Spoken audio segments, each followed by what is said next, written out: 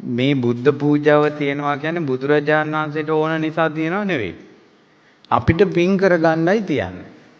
බුදුරජාණන් වහන්සේ දැන් පිරිනවම් පාලා ඉවරයි. ඒ නිසා අපි පහන පත්තු කරනකල් බුදුරජාණන් වහන්සේ බලා ඉන්නේ නැහැ. අපි වතුර තියෙන පැන් පූජා කරනකල් බුදුරජාණන් වහන්සේ පිපාසයෙන් ඉන්නේ නැහැ. අපි දාන ටික තියෙනකල් බුදුරජාණන් වහන්සේ බඩගින්න ඉන්නේ නැහැ. අපි පහනක් පත්තු කරනවා. මේ ආලෝකයේ බුදුරජාණන් වහන්සේට පූජා වේවා. ඒ පින් බලෙන් මට ප්‍රඥා ලෝකී ලැබේවා. මේ සුවඳ බුදුරජාණන් වහන්සේට පූජා වේවා.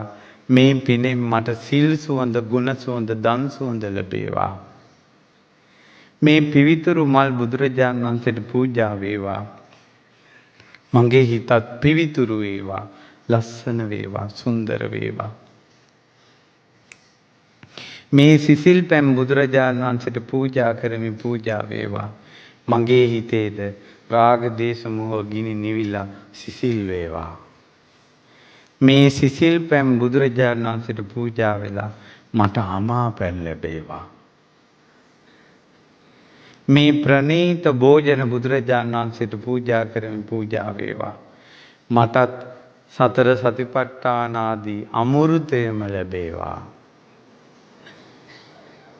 ඒ විදිහට බුදුරජාණන් වහන්සේට හැම දෙයක්ම පූජා කරලා තමන් නිවනම පතනවා.